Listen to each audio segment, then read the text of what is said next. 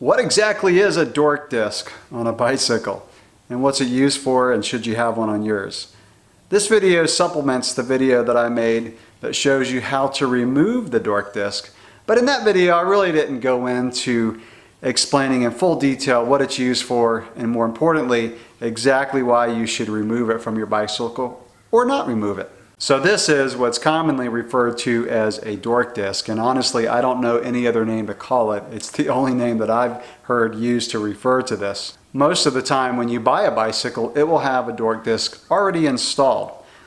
The reason the bike manufacturer would put this on a bike is to keep the chain from going into the spokes and the rear derailleur from going into the spokes. If you've ever gotten your chain caught between your spokes and your rear cassette, you know what a pain it is to get off.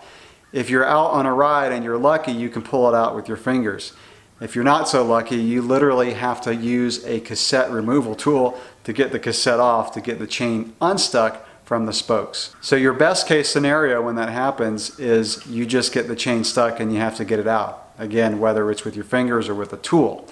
The worst case scenario is the derailleur actually goes into the spokes and either bends the derailleur hanger or worse, breaks off the derailleur hanger. And I've had that happen several times. And when that happens, you're either walking or trying to do a major trailside repair just to get the bike moving so you can coast on it. So the Dork Disc does do a good job of keeping the chain from going between the spokes and the rear cassette.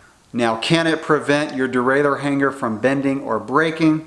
Sometimes I think it can, but there are times when you bend your derailleur so bad that it would go into the spokes even past the Dork Disc. And like I said in that first video, there are two cases when that can happen. Is if you get an object like a rock or root to hit your derailleur and it suddenly throws it into the spokes. Those are the kind of situations where the Dork Disc may or may not prevent your derailleur from breaking. Then there are cases where you bend your derailleur hanger in a crash. Once you get riding again, if you shift into the bigger cog, then the derailleur may be bent far enough to where it may contact the spokes. Those are the situations where the actual cage of the derailleur can kind of push into the spokes, and again it's kind of hit or miss of whether a Dork Disc can prevent your derailleur from actually going into the spokes and breaking.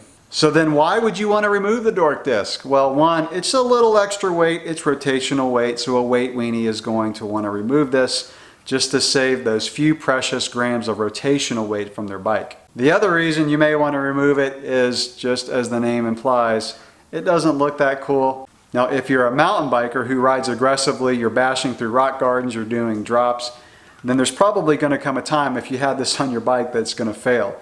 It's a pretty flimsy piece of plastic and it's held on by some pretty cheap clips.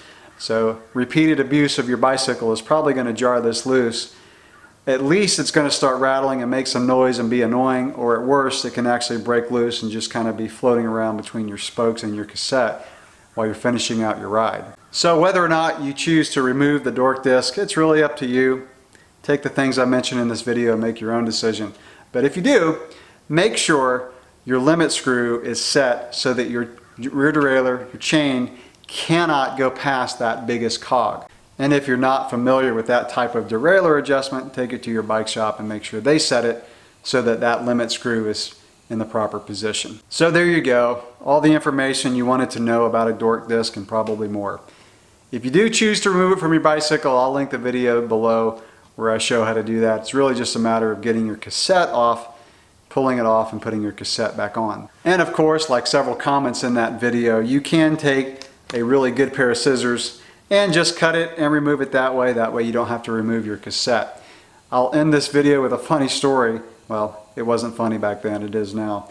I had purchased a new bike and the bike shop employee thought he would be cool to just reach down and break the Dork Disc off my new bike.